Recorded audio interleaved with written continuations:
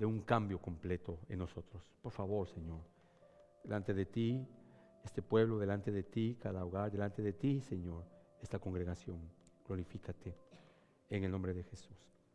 Amén y amén. Mire, cuando nosotros abordamos el libro de Jueces, no sé qué pensó usted después de leerlo. A mí el libro de Jueces me ha hecho temblar, me ha hecho realmente recapacitar. Bueno, no lo leí, les soy honesto, no lo leí juntamente con ustedes, ya lo había leído tal vez hace, no sé, un par de meses, pero realmente me impactó. Dije, Señor, esto que está pasando aquí es lo que nos está pasando en esta época a nosotros. Pero uno debe aprender, y yo insisto, uno debe aprender a leer la Biblia, porque si uno no aprende a leer la Biblia, solo la lee por leerla, ya leí todo Génesis, ya leí todo Éxodo, ya leí todo Levítico, ya llegué a Números, ya pasé Deuteronomio, gloria a Dios, ya pasé por todo eso, todo lo demás va a ser más fácil. Eso no es leer la Biblia, eso es leer un libro de historia sin entender lo que está sucediendo. Pero cuando uno lee la Biblia, tiene que saber en qué tiempo, a quién se dirigió ese libro y en qué tiempo se escribió para entenderlo. Me llama la atención, y por eso menciono todo esto, me llama la atención que algunas personas, lo que más les impactó, y delante de Dios le digo que no solo es una persona, son varias personas que me comentaron, y a todas les di la misma respuesta, que les impactó mucho que un levita había partido a su esposa en 12 pedazos. A alguien le dije yo, ¿qué pasaría? Y le voy a dar el mismo ejemplo, solo que con otro nombre. ¿Qué pasaría que usted viera que entra a la iglesia hoy el hermano Edwin con su novia? Y ahí viene su esposa. Pero también trae un perrito. Trae su perrito, trae su novia y trae a su esposa y vienen sus hijos. Y nosotros vemos que a cada rato el perro ladra y el hermano Edwin le mete una patada y otra patada al perrito. Y al finalizar el servicio, varios de ustedes se me acercan y me dicen, qué tremendo, usted vio cómo el hermano Edwin trataba a su perrito. Todos estaban preocupados por el perro y nadie se enfocó que él traía una novia. Eso es lo que me están diciendo aquellos que leyeron el libro de los Jueces y les impactó que han partido 12 veces a una mujer muerta. Y se olvidaron que el narrador nos dice que un levita tenía una concubina. Eso quiere decir que si aquellos que habían sido llamados a servir a Dios y apartarse de todo pecado y vivir en santidad, tenían una concubina, es porque tenía una esposa. Y él dejó a la esposa, viajó para ir a traer a su concubina porque se había encaprichado, la trae de regreso y nos muestra todo el drama que pasó. Tal vez lo más terrible no es lo de levita, sino que es que aquel pueblo se había sodomizado. Para partirlos en 12 pedazos, hermano, era una costumbre que hacían para, de todas maneras estaba muerta, de todas maneras iba a morir, de todas maneras la iban a enterrar en una 3 metros de profundidad. Es decir, uno debe saber cómo leer la Biblia. Todo eso lo estoy mencionando porque debe saber leer la Biblia. Spurgeon dijo en una ocasión algo muy certero: vendrán días cuando tendrá que agarrarse un microscopio para encontrar un gramo de un mensaje, en medio de tantos mensajes equivocados, un gramo de un mensaje del Evangelio. Esa es la época en la que vivimos hoy, donde toda la gente en todas las iglesias creen que están escuchando el mensaje del Evangelio porque mencionan a Cristo, porque mencionan a Dios, porque leen un verso de la Biblia y dejan el verso a un lado y lo vuelven a leer a mitad del sermón y siguen hablando de otras cosas y lo vuelven a leer hasta el final del sermón.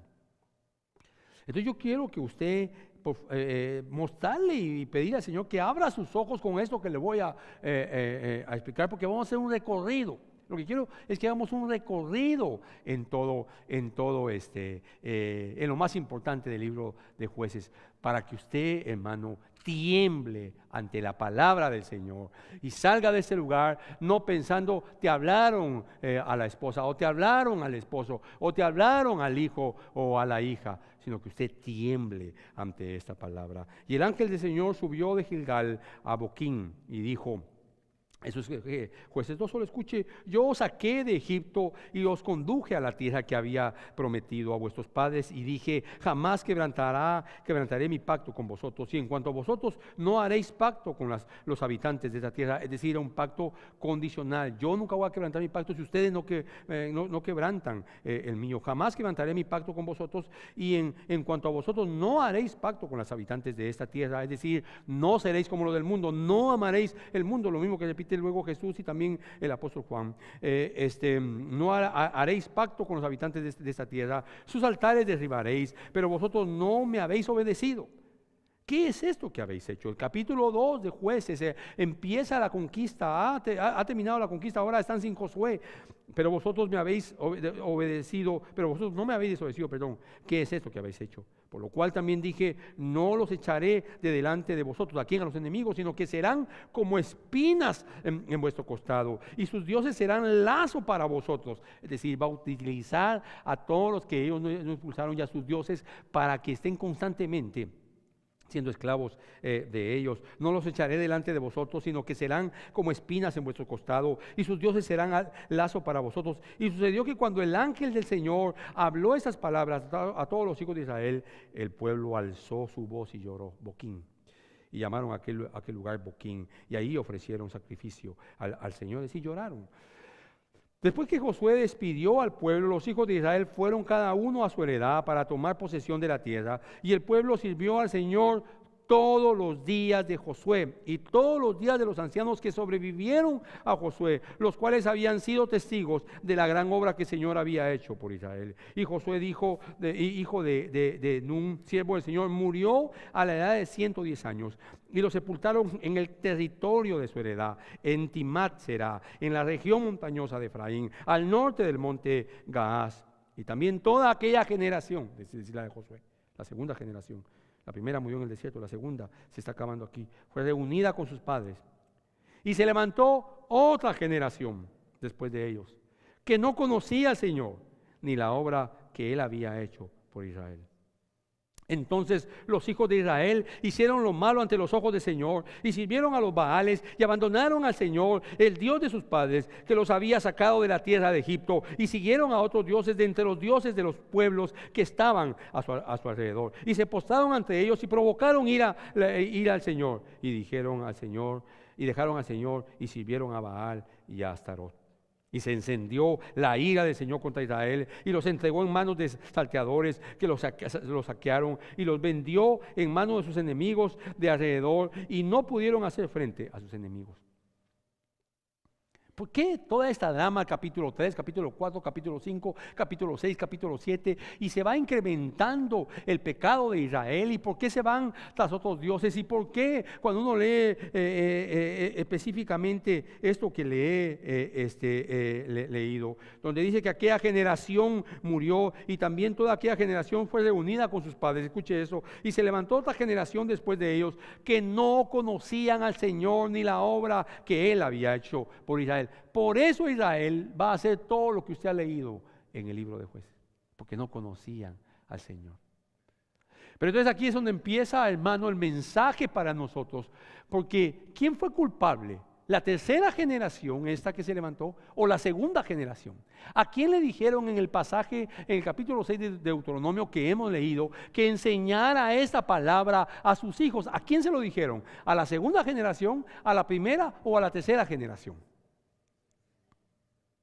La primera murió en el desierto. Ellos no pudieron entrar a la tierra de Canaán, por supuesto, por lo consiguiente no se lo dijeron a ellos. Se lo dijeron a la segunda, a los padres de esa tercera generación. Entonces, ¿quién falló? ¿Los padres o los hijos?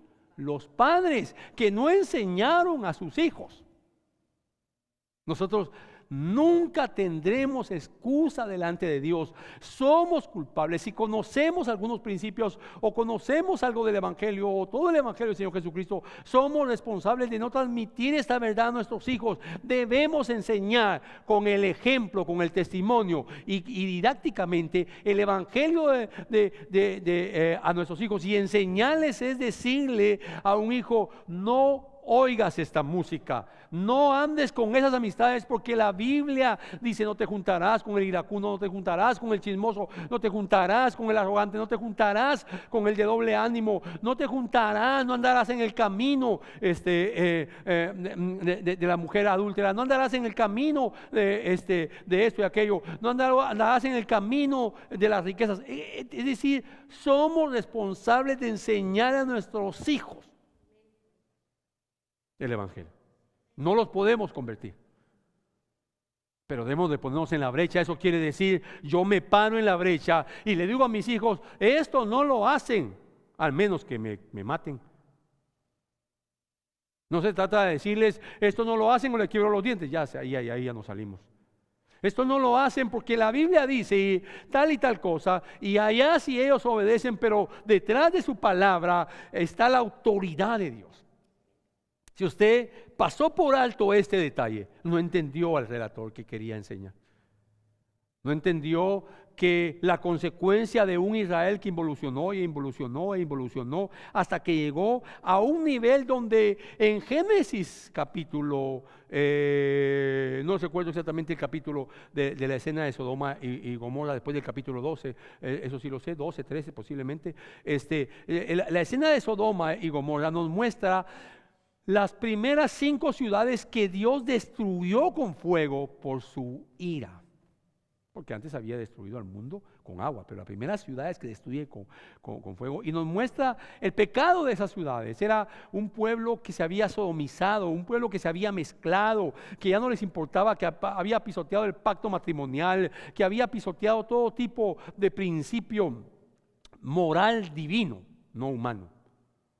Así que cuando uno ve esto en perspectiva, hermano, no le queda más que realmente asustarse de lo que estamos viviendo hoy, porque no somos diferentes a aquella generación, pero no somos parecidos a las mejores generaciones que hemos tenido. Entonces, mire, Proverbios nos describe, y Proverbios, solo lo voy a decir porque no tendríamos tiempo, hay tantas cosas que decir. Proverbios 30 nos describe a 4 generaciones. Eso es esa manera de introducción para que usted entienda lo que estaba pasando en el libro de Jueces. Incluso voy a tener yo aquí el libro de Proverbios abierto, porque necesito leerle esto, hermano. Usted debe estar expuesto a la lectura de esta palabra. Mire, escuche esto: el temor del Señor es el principio de la sabiduría, y los necios desprecian la instrucción. Hermano, se puede volver a leer. El principio de la sabiduría es el temor de Jehová, y los necios desprecian la instrucción. ¿Qué estoy haciendo esta mañana? Dando instrucción. Y los necios desprecian la sabiduría y la instrucción. El temor del Señor es el principio de la sabiduría. Luego yo regreso a estas 4 generaciones, y el Proverbios 30, en el versículo 11, se habla de una generación que maldice a sus padres. Ojo, hijos, ojo. Por favor, muchachos, ojo con esto que les voy a decir.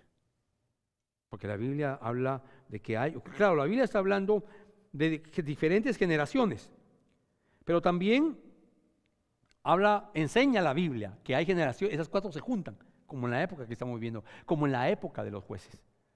Y una generación que maldice, la palabra maldecir es invocar un daño contra el padre o contra la madre. Hermano, maldecir a una persona es tratarla a una mujer de que es una cualquiera, de que no sirve para nada, de que es, cuando un esposo trata a su esposa de que es una india, de que es una tonta, de que es una estúpida, que es una burra, o cuando la mujer trata así a su esposo, que es un burro, que es un bruto, que está maldiciendo o está trayendo sobre esa persona una maldición, pero o lo mejor dicho, la está maldiciendo, no la está maldiciendo, pero aquí no está hablando de esposo y esposa, aquí está hablando de que los hijos. Una generación que maldice a sus padres. Éxodo 21, 17 dice claramente, hermano, que el que maldiga o que le haga un daño al padre y a su madre, ciertamente morirá. Esta es una generación donde los muchachos, y no estoy hablando de ustedes, sino que los muchachos de allá afuera se levantan contra los padres y ellos deciden hacer lo que quieran y insultan a la mamá, no les importa lo que el papá diga. Y entonces la generación ha decidido alejarse, o sea, que ellos hagan lo que quieran, ya están adultos. Eso no es lo que la Biblia dice. Enseña a tus hijos. No dice qué edad, ¿verdad que no dice? ¿Por qué no dice qué edad? Porque el hombre dejará a su padre y a su madre cuando se case. ¿Usted qué está diciendo la Biblia? Que mientras no se case, debe estar la instrucción.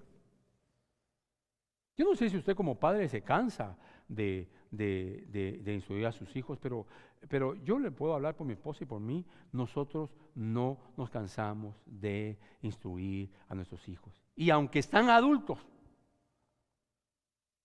y sabemos que hablar con un adulto sobre aspectos es que posiblemente pueda entrar un dime que te diré. Nosotros no nos gritamos, le aclaro eso, no nos decimos palabras altisonantes, pero sí hablamos. Y como eso es una costumbre en nuestra familia, hablar y decir eso no estoy de acuerdo, eso no me parece, entonces nuestros hijos nos respetan. Y usted como hijo dice, no, pero es que yo no puedo respetar a mi papá y a mi mamá, lo tienes que hacer. Y si él me grita, tú no lo grites. Y si él me trata de tonto, tú quédate callado. Es una generación, hay generaciones que maldicen a sus padres y nosotros vivimos en una generación, no solamente que maldicen a sus padres, sino que también hay otra generación. Eso es en el versículo 11 de Proverbios 30. En el versículo 12 habla de una generación que se cree limpia en su propia opinión. Esto es terrible, hermano. ¿Sabe por qué es terrible? Toda la gente, un montón de gente que se llama cristiana dice esto. Yo estoy harto de esto. Yo no voy a la iglesia, no necesito ir a la iglesia, porque yo oro, yo leo la Biblia. Mentirosos, desobedientes, son hombres que la ira de Dios va a venir sobre ellos, y mujeres porque han cambiado la verdad de Dios por la mentira. No hay cristianos alejados de la iglesia de Cristo, entiéndalo. Todo aquel que dice que ora en su casa y lee la Biblia, aunque ore y lea la Biblia, es un mentiroso porque no está injertado a la iglesia de Cristo. Es esta generación, una generación que se cree limpio en su propia opinión.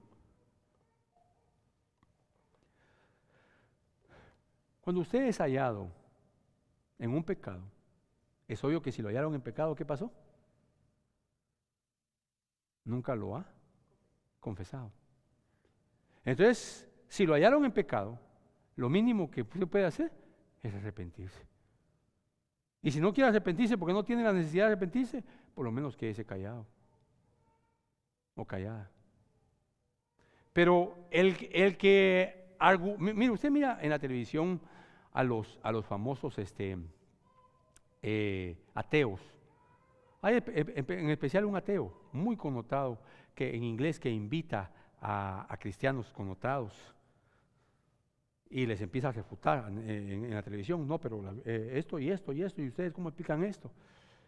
Yo creo que se ha arrepentido de invitar a algunos, entre ellos a Ravi Zacharias, porque le va horrible. Pero le digo esto porque es una generación que se siente sabia en su propia opinión, de tal manera que en los medios de comunicación no le dan lugar a un hombre, no invitan nunca a un Miguel Núñez, a un John MacArthur, a un Albert Mohler, a un Sujel Michelén, pero sí invitan a brujos, se invitan al brujo mayor de México, invitan a gente que lee el horóscopo, porque es una generación que se cree limpio en su propia opinión. Cada casa en esta época, cada casa, hermano, es un grupo de gente que se cree limpio en su propia opinión. Todos aquí en esta época, todos los hispanos y todos los americanos son cristianos, y ellos creen en Dios, pero no le toca la iglesia porque no, empiezan a hablar mal de los pastores, mal de las iglesias. Y claro que habemos un montón de pastores malos. Es decir, no sé si hay un pastor bueno. ¿Por qué? Porque todos somos pecadores. Solo hay uno que es el buen pastor de las ovejas.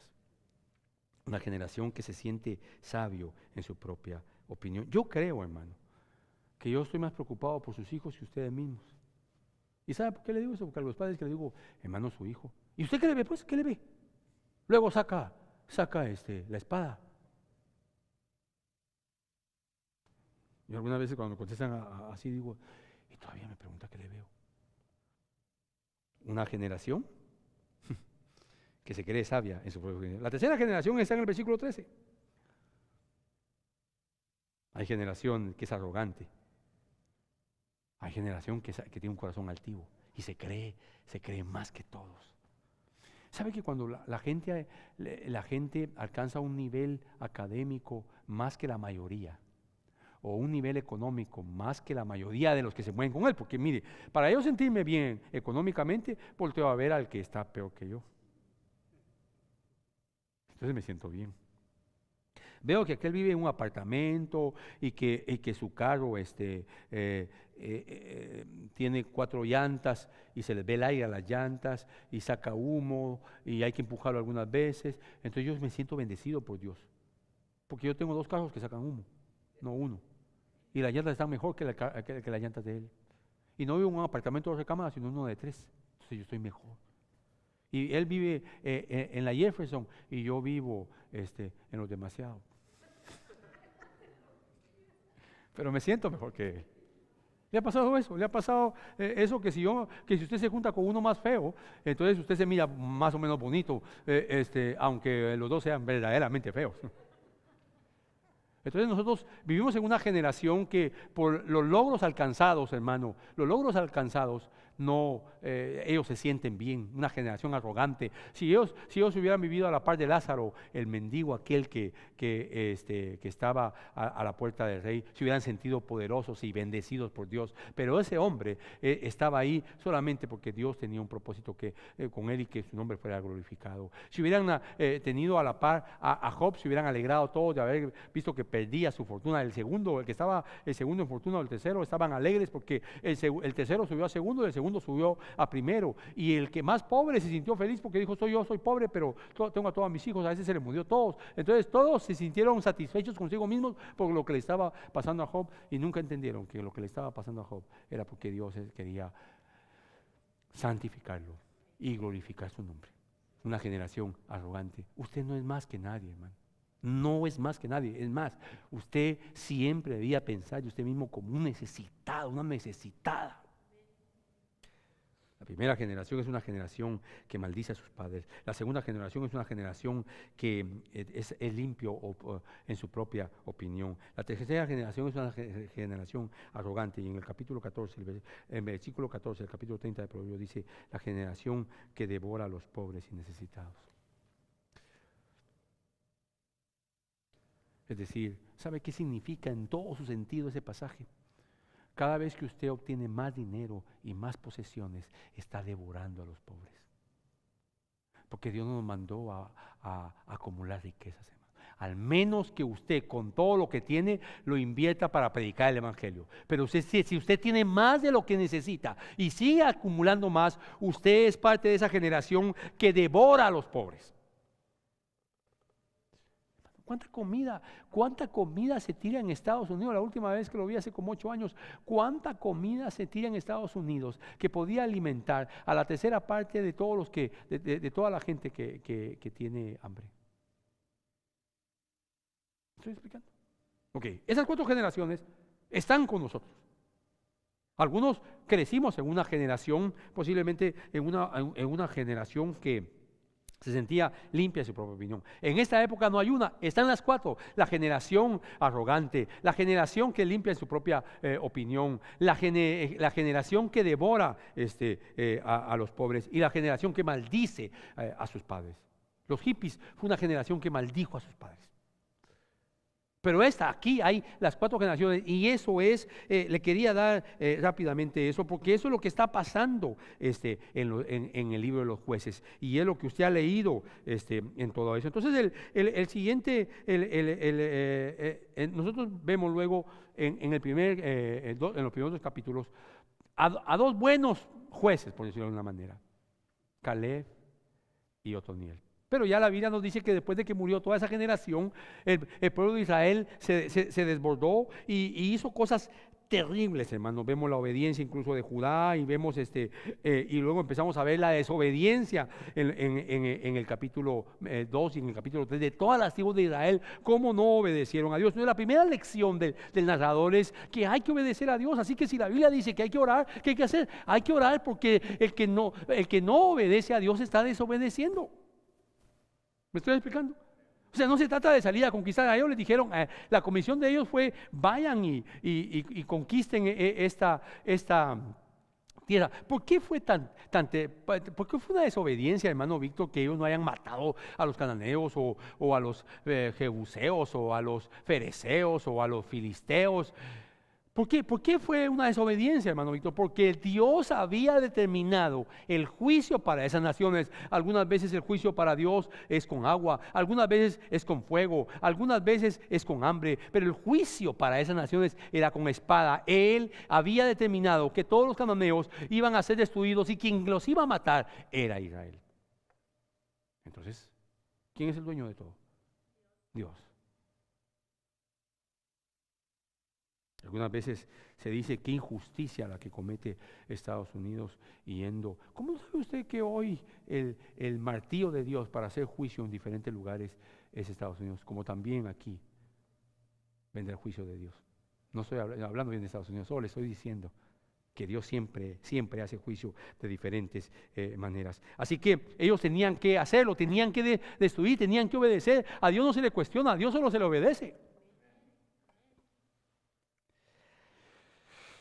Y entonces empiezan 7 ciclos de pecado, de iniquidad en Israel. Hay iniquidad, hay esclavitud, hay arrepentimiento, hay liberación y hay paz. Y luego vuelve a empezar lo mismo. Hay iniquidad, hay esclavitud, hay arrepentimiento, hay liberación y hay paz. Y así vamos viajando a todo esto. Y la primera iniquidad la vemos en Jueces capítulo 2. Adoraron a los Baales y a Astarot. Déjeme que le diga un poco sobre esto. Mire, cuando nosotros leemos eso, como estamos tan lejos del contexto, estamos 3,500 años o un poco más, no tenemos idea de qué está hablando la Biblia.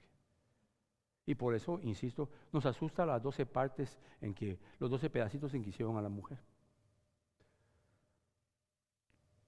Para que usted tenga una idea,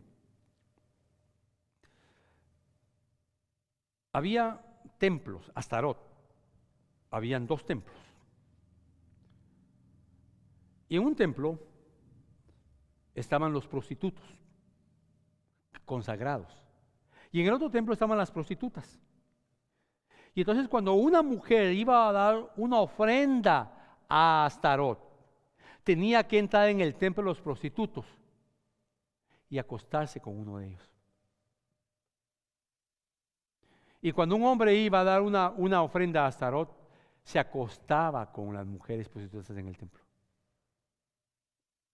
Así se manejaba la idolatría, inmoralidad, fornicación, y eso fue lo mismo que Israel también hizo en el desierto antes de todo esto, cuando pidió que se le hiciera un cordero, que se levantaron y se regocijaron. El hebreo dice que tuvieron orgías entre ellos, o sea que habían aprendido eso de Egipto y así venía, pero bueno, ahí no habían recibido la palabra. Pero a este pueblo que está haciendo eso, Dios le ordenó a la segunda generación que le enseñaran a sus hijos.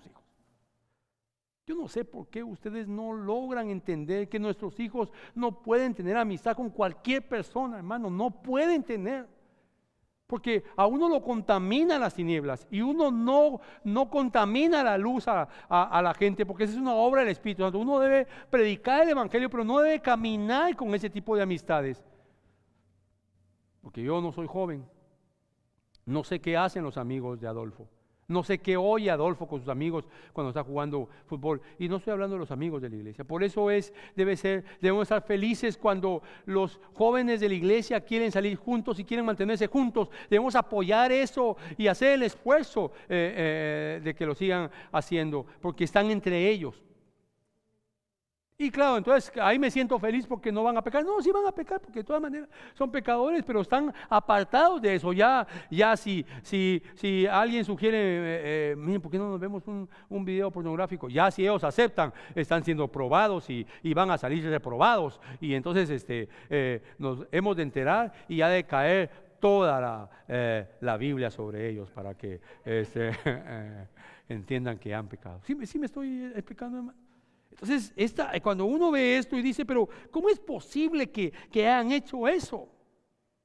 Los Baales, habían una cantidad de Baales. El primero, el señor de las moscas, no de los anillos, sino que el señor de las moscas. Pero miren, entre los Baales habían cosas terribles. Por ejemplo, se entregaba a los hijos, y siempre, dése cuenta, siempre el tema cae o en la inmoralidad sexual, o entregar a los hijos y a sus hijas. Hubo un rey de Israel llamado Manasés, que fue de Judá, que fue el último rey, que fue hijo de un gran rey de Israel que se llamaba Ezequías, y luego vino Manasés, que reinó por 40 años y más o menos 30 años hizo lo malo, restauró los altares de Baal, trajo los templos de Astarot. Es decir, Astarot es terrible. ¿No le parece a usted? Que para ir a dar una ofrenda, usted como mujer tendría que acostarse con un hombre que no es su esposo. Pero Israel, el Dios, que tenían a Dios, a verdadero Dios.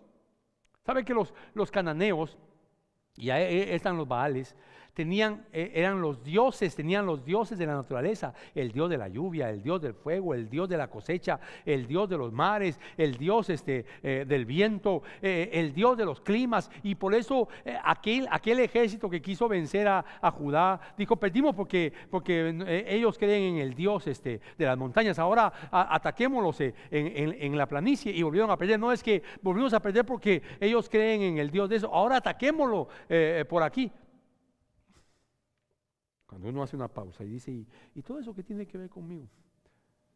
Porque ahora no está el Dios de la lluvia. Usted no creería en eso. Ningún intelectual de esta fecha creería en el Dios de la lluvia, en el Dios de los mares, en el Dios del viento, en el Dios de lo que sea. Pero sí, ustedes sirven al Dios del dinero, al Dios de los deportes, al Dios de la comida. Así dice la Biblia. La Biblia dice, para algunos su Dios es su vientre. No se puede servir a dos señores. O se sirve al Dios al Señor, o se sirve a Mamona, el Dios del dinero. Miren, hermanos, si usted gana lo suficiente para que su esposa no trabaje, ¿por qué está trabajando ella? Es que, hermano, estoy haciendo mi ranchito allá un ranchito en una playa en su país con 8 cuartos, ranchito. La mayoría de los que están aquí ganan más de lo que necesitan. Pero yo no tengo Baales, claro que los tiene.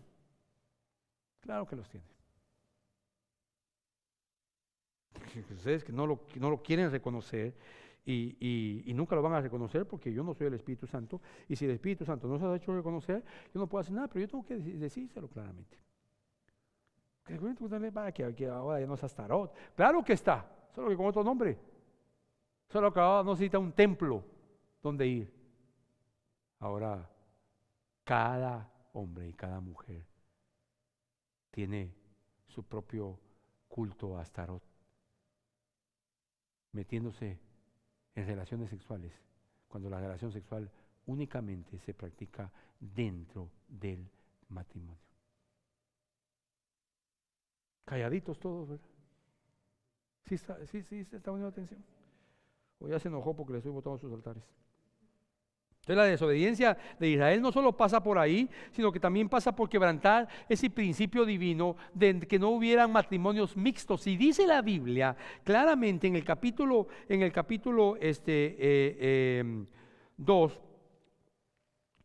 dice claramente, del 3 del 5 al 6, dice que ellos entregaron sus hijas a los cananeos y tomaron las hijas de los cananeos. Por eso es que se mezclaron. Ahí es usted empieza a entender por qué Pablo dice que cada uno se case con quien sea, pero que sea en el Señor. ¿Sabe qué me molesta? A mí me indigna escuchar a esta raza hispana decir, no, pero mi hijo tiene novia. Qué bueno. Pero es americana. ¿Y eso qué? Yo pensé que iba a decir, pero es cristiana, nacida de nuevo. No, es americana. Bueno, como es americana, hay que casarse con las americanas porque ellas nos llevan directo al cielo. Sea honesto, muchos de ustedes se sentirían honrados que sus hijos se casaran con una americana. No tengo nada en contra de los americanos, Jonathan. A mí no me importa con quien se case mis hijos, total que sean con alguien que esté con el Señor. Case con quien quiera, dice Pablo, pero que sea en el Señor. ¿Qué está diciendo? Lo mismo que antes. No se mezclen. ¿Qué tiene que ver la luz con las tinieblas? ¿Qué tiene que ver, hermano? Eso. No se llevan la luz y las tinieblas. Así que ellos se mezclaron con los matrimonios, en matrimonios mixtos. Se entregaron sus hijas a los cananeos y tomaron hijas de los cananeos. Eso enraizó la idolatría de ellos. Esa gente tenía una cantidad de dioses impresionantes. Todo eso usted lo está viendo. Aquí, hermano, el primer ciclo es la adoración a los Baales y Astarot. El segundo ciclo de pecado, y cada vez se están involucionando más y pecando más. El segundo ciclo es la idolatría y la desobediencia en los matrimonios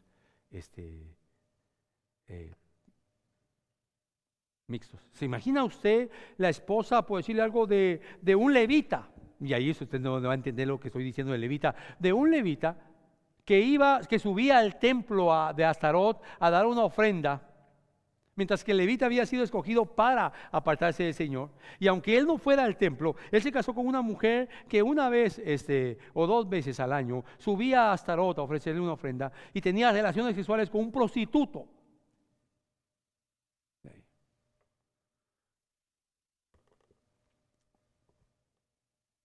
¿Todavía está escuchándome?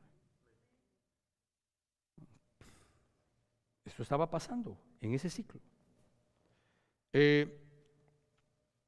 Yo no sé si pudiéramos tener la oportunidad que de repente alguien me ayude. Si quieres venir aquí, Gerson, tráete tu Biblia, porque así vamos a ir más rápido y poner un poco más de contexto a esto. Si le dan volumen a este micrófono, por favor. Y quiero, sentate ahí, y vas a estar leyendo, abrir tu Biblia en el libro de Jueces, y léeme Jueces 3, el capítulo 3, del 5 al 6. Y ahí nos vamos a quedar y vamos a ir yendo de ¿cómo se llama? De diferentes capítulos que vamos a leer hoy. Pero ¿qué dice? Escuche esto. Jueces 3, 5 al 6. Y los hijos de Israel habitaron entre los cananeos, los hititas, los amorreos, los fereceos, los heveos y los jebuseos. Tomaron para sí a sus hijas como mujeres, y dieron sus propias hijas a los hijos de ellos, y sirvieron a sus dioses. Ok, vea esto. Sirvieron a sus dioses como consecuencia de desobedecer el matrimonio mixtos. Yo le hago una pregunta. ¿Usted se ha enterado de cuáles son las amistades de sus hijos? ¿Con quién se juntan sus hijos? ¿Creen en el Señor? ¿De qué hablan? Esa es la tarea nuestra. No importa la edad que tenga nuestro hijo. ¿O sabe qué? O siga siendo parte de esas 4 generaciones, siga viviendo como el libro de los jueces. Pero aquí es donde usted entiende por qué Josué dijo: mi casa y yo serviremos a Jehová, porque, o yo y mi casa serviremos a Jehová, porque él entendió al ver todo eso y al ver que todavía lo empezó a ver la desobediencia. Lo había visto durante 40 años y siguió viéndola en la siguiente generación, y él dijo: no, mi casa y yo serviremos a Jehová. Ustedes decidan a quién servir, pero mi casa y yo serviremos al Señor. Y yo le digo lo mismo, hermano. Yo he decidido con mi esposa y mis hijos servir al Señor, pero yo veo que ustedes no han decidido eso.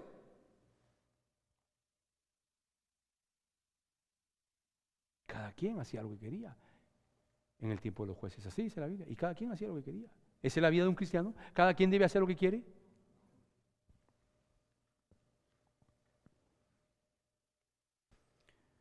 Aquí está, este es el segundo ciclo de pecado, es decir, la depravación, la mezcla. El versículo 7, ¿qué dice? Porque se apartaron del Señor. Y los hijos de Israel hicieron lo malo ante los ojos del Señor, y olvidaron al Señor su Dios, y sirvieron a los Baales y a las imágenes de acera. Insiste en eso, en la inmoralidad sexual y el estar esclavos de los Baales, es decir, de todo tipo de dios. Eso es lo que está diciendo, porque nosotros no tenemos esos dioses, pero siguen habiendo Baales en ese sentido, que se sirve al trabajo, se sirve a la comida, se sirve al dinero, se sirve a la distracción, se sirve...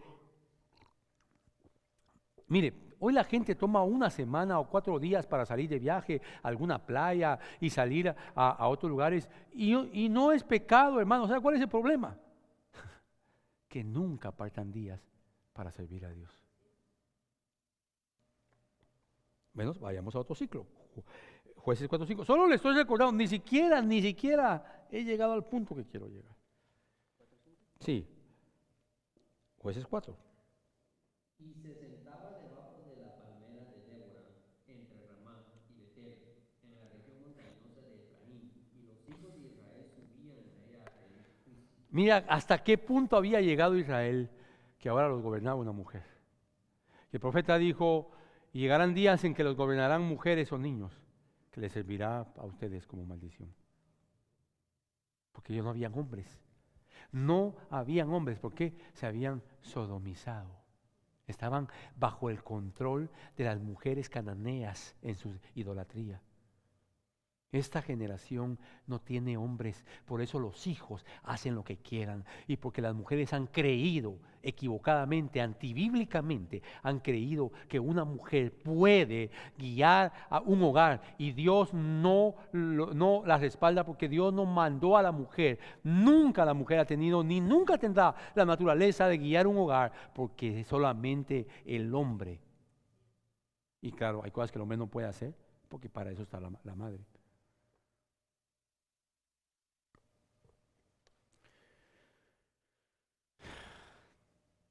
Está aquí. 3:30. Estamos yendo y viniendo. Y fue subyugado Moab aquel día bajo la mano de Israel, y la tierra tuvo descanso por 80 años. ¿Y luego?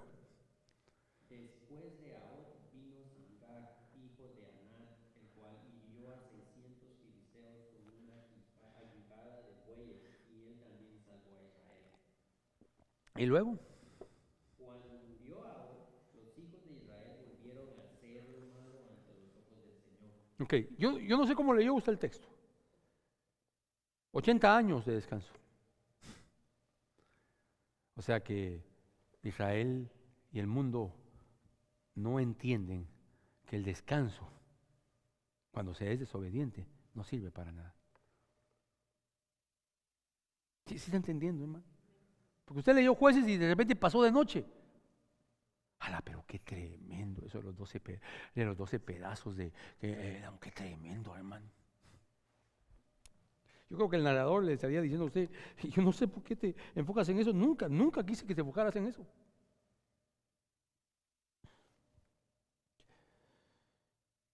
Vayamos léeme un poco el 5, el principio del 5. Estamos en el tercer ciclo. Entonces Débora y Barak, hijos de Abinoam, cantaron en aquel día diciendo: por haberse puesto al frente los jefes en Israel, por haberse ofrecido el pueblo voluntariamente bendecir al Señor. Oíd, reyes, prestar oídos, príncipes. Yo al Señor, yo cantaré alabanzas al Señor, Dios de Israel. Ok, voy a hacer una pausa. Y el libro de Jueces es escrito, hermano, para la generación de David, y mostrarle y enseñarle a toda aquella generación que Dios ha sido fiel con el pacto abrahámico, y mostrarle que ese pueblo de jueces servía a otros dioses. Pero hubieron algunos como Débora y Barak que sirvieron a Dios. Léeme el final del 5, por favor.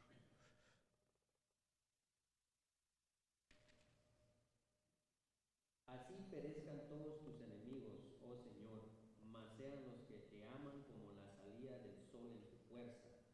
y el país tuvo descanso por 40 años. Otra vez viene el descanso. Y seguí leyendo. ¿Y qué pasa después? Llegamos a capítulo 6, ¿verdad? Escuche. Los hijos de Israel hicieron lo malo Los hijos de Israel hicieron lo malo. Seguí. y el Señor los entregó en manos de Madián por 7 años. O sea, es recurrente el pecado y la desobediencia. ¿Sabe por qué? Porque somos hombres pecadores. Cuando usted se da cuenta que es un hombre pecador y lo reconoce, se va a poner ante los pies del Señor y va a pedir auxilio. Pero entonces vayamos a otro ciclo de pecado. Y para eso vamos a leer, porque entonces Dios levanta a otro juez para liberarlo de Madián, y ese juez se llama Gedeón, 8:27. Vamos a leer el 8:27, ¿qué dice? Escuche esto, porque ahí ya es el final de la conquista, ya él ganó. Mire, si lo que los hombres quieren hoy es conquistar, es tener una iglesia con 20,000 personas y luego fundar una iglesia en cada ciudad, en todo el mundo, lo van a lograr si se proponen solo que no va a ser la iglesia de Cristo. Grandes conquistas tuvo Gedeón con 300 hombres. Pero mire lo que dice el final de Gedeón. Mire la ironía del narrador. El narrador es irónico. Escuche. Y Gedeón hizo de ellos un efod y lo colocó en Ofra, su ciudad, con el cual todo Israel se prostituyó ahí. El gran líder que lo liberó con 300 hombres, hermano, ahora hace un efod de los anillos que le dan, 70 hombres, y todo Israel se prostituyó con él. Lo leo de nuevo y sigue. Y Gedeón hizo de ellos un efod y lo colocó en Ofra, su ciudad, con el cual todo Israel se prostituyó ahí. Y esto vino a ser ruina para Gedeón y su casa. ¿De qué manera vino a ser ruina? ¿Seguí leyendo? Así fue subyugado Madián delante de los hijos de Israel, y ya no volvieron a levantar cabeza. Y el país tuvo descanso por 40 años en los días de Gedeón. Entonces Jerobaal, hijo de Joás, fue y habitó en su casa. Y tuvo Gedeón 70 hijos que fueron sus descendientes directos. Pausa. ¿Cuántos hijos? ¿Y eso no le llamó la atención? Los 12 pedazos sí. ¿Eso no le llamó la atención? Que el gran Gedeón tuvo más de una mujer. Tuvo 70 hijos.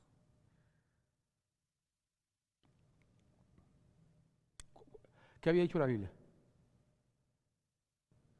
¿Cuántas mujeres debe tener un hombre? Y eso no se aplicaba a Gedeón. Y uno de ellos era de una prostituta. O sea, ya no está corrompido sobre el pueblo. ¿Está corrompido? Los líderes están corrompidos. Ya no es solo el pueblo. Hermano, tal vez la mayor cercanía que tenemos con esta generación es que ya no está corrompido solo el pueblo evangélico, también los líderes. ¿A quién se le cree? Yo algunas veces cuando pienso en ustedes y en la gente que se reúne todos los domingos en diferentes iglesias, hermano, algunas dan ganas de quedarse ahí por los edificios, no por lo que enseñan.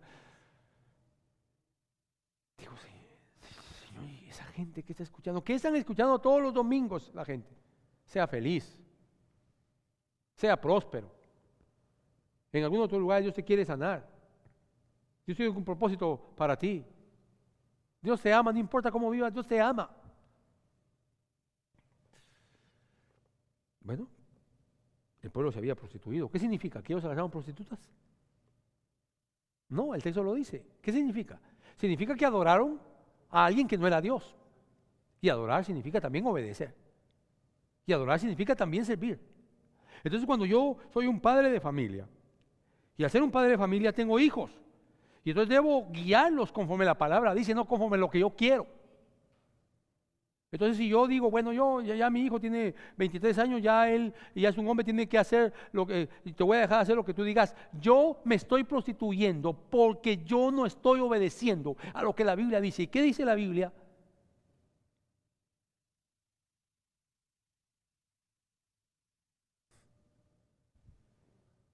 La Biblia nos enseña que los padres vamos a instruir a los hijos hasta el día en que ellos salgan de la casa y se casen. Algunas hermanas se meten cuando el padre está con... No, hermana, respete. Bueno, si él le está agarrando el pelo a las niñas, no, tampoco. Estoy hablando de cuando está corrigiendo conforme a la palabra, ¿verdad? De eso estamos hablando, no estamos hablando de tonterías. No somos, no somos masoquistas, ni nos queremos salir de la palabra del Señor. Mire, esto sería muy extenso, muy extenso. Un pueblo realmente que sorprende con cada cosa que hacía. Y entonces vamos pasando, hermano, de uno al otro y llegamos a Sansón. La cosa está terrible con Sansón. Los filisteos gobiernan sobre aquel lugar y Sansón es un nazareo. Es decir, uno que desde el vientre, otra vez los padres, de nuevo, mire, aquí el narrador nos está diciendo algo, ojo con esto, el narrador le está hablando a los padres, por si usted dice, no, pero es que a mí el que me predica es el hermano Víctor, pero si viniera un ángel de Dios y me hablara, yo sí voy a cambiar. Y no se apareció un ángel, se apareció el ángel de Jehová, es decir, se apareció Jesucristo.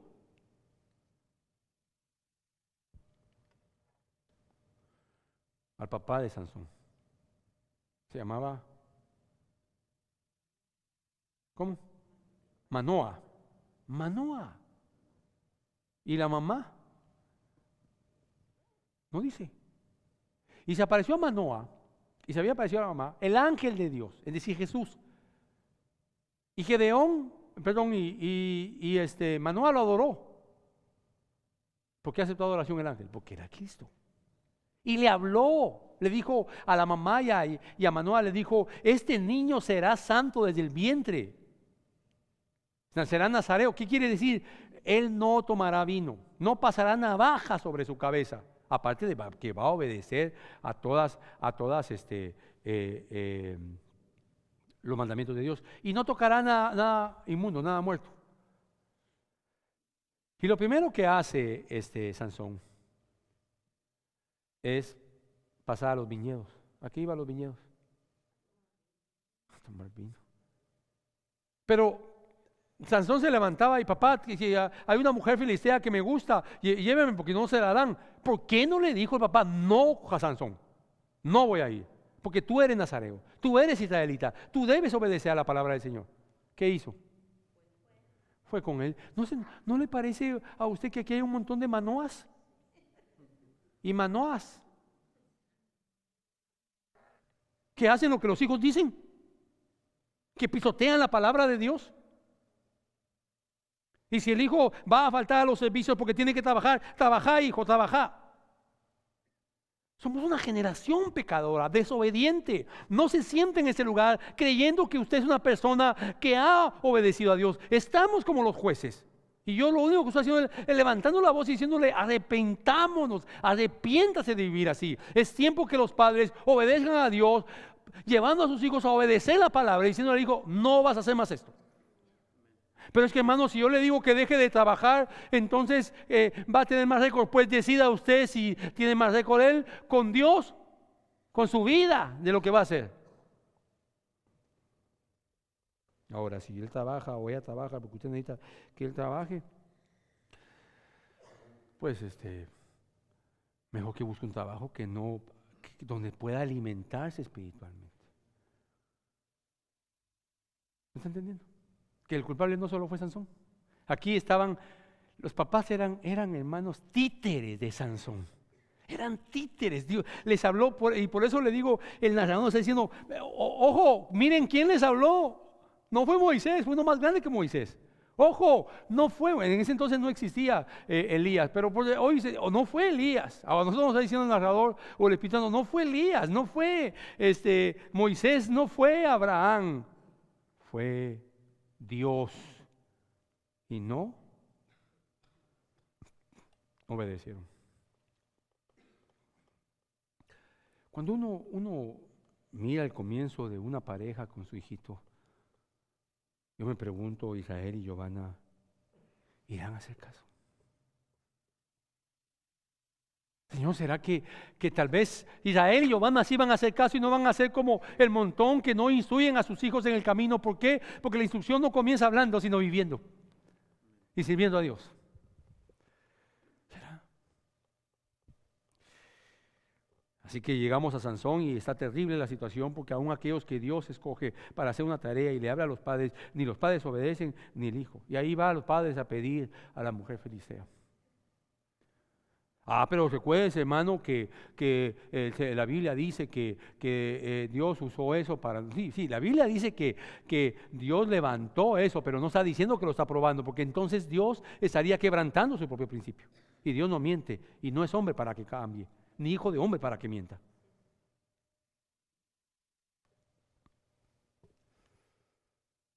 Y entonces llegamos, hermano,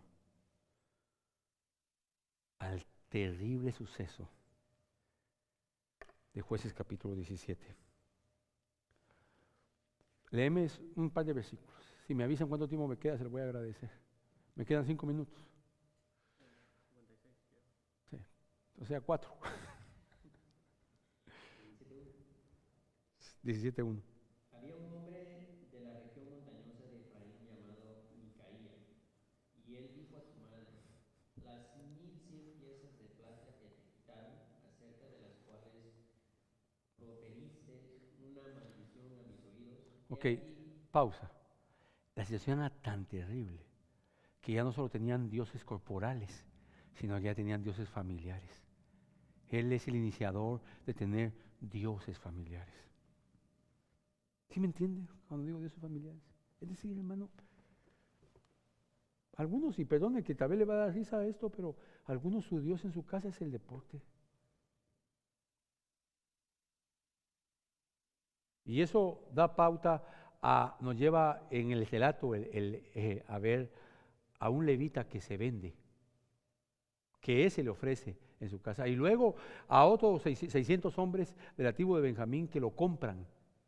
Y él se va y se lleva a ese Dios. El levita, el que había sido apartado para glorificar a Dios, se lleva a ese Dios y se va a ministrar a eso. Y luego después de eso viene el suceso de otro levita. Nos está diciendo que si los hombres que habían sido escogidos para enseñar al pueblo y para ofrecer sacrificios se habían corrompido, ¿cómo estaba el pueblo? Y luego viene ese levita que usted leyó, que tenía una concubina, que ya se lo expliqué, que no tenía porque tenía una concubina y que la va a traer. Él se merecía todo eso y viene de regreso y pasa a ese lugar, a un lugar terrible, y saber cuántos lugares habían así, donde todos se levantan. Y con eso está terminando el narrador. ¿Sabe qué nos está diciendo el narrador? Israel en el tiempo de los jueces se había convertido. Israel, no estamos hablando de Moab, no estamos hablando de Sodoma, no estamos hablando de Canaán, de los cananitas, de los filisteos, estamos hablando de Israel. Hermano, ¿por qué el narrador no dejó esa narración? Porque la iglesia, el pueblo de Dios, se ha contaminado. Y este hombre va con una concubina, pecado, estaba en desobediencia, y llega a un lugar donde los hombres se levantan. La escena es como la de Sodoma, hasta el punto que el dueño de la casa, como lo hizo Lot, qué tan mal estaba Lot como estaba este hombre anciano, le ofreció sus hijas a esos hombres. Ellos querían a Levita quería. Violaron a la mujer, era pecado ser concubina.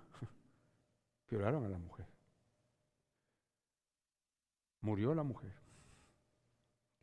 Y entonces él hizo lo mismo que Saúl, solo que Saúl partió, era una costumbre esa, pues Saúl partió un cordero en 12 pedazos y envió y dijo: la tribu que no venga, toda la tribu que no venga será desechada. Y él partió 12 pedazos y los envió a todas las tribus. El relato termina donde 11 tribus están peleando contra una tribu. El relato termina en ese conflicto. No termina bien, o sea, no es que tuvieran la razón, pero Dios va a utilizar a esas otras tribus pecadoras, idólatras, que también se habían apartado de Dios, para erradicar de la tierra a esta que había caído en su momento más terrible.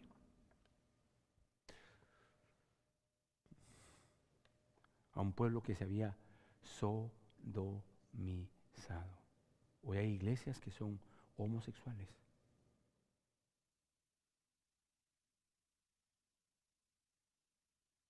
Yo conozco el caso de una iglesia donde la esposa estaba engañando al esposo, la esposa del pastor, solo que le estaba engañando con una mujer. Y entonces el esposo ya lo sabía, pero no decía nada, el pastor. Y entonces él empezó a salir con una hermana de la iglesia. Y entonces cuando el apóstol se enteró, le dijo que desechara a la esposa, que la sacara. Y que él también se alejara de la mujer. Y que la única manera de dejarlo a él en el ministerio es que él entregara el televisor que él tenía, es decir, el canal de televisión. O sea que estaba mal el pastor, la esposa y el apóstol. Eso es lo que estamos viviendo hoy, hermano. Hermanos amados, usted va a obedecer. Va a disponerse usted como lo hizo Josué, mi casa y yo serviremos a Jehová. Y luego después de eso se levanta un juez bueno.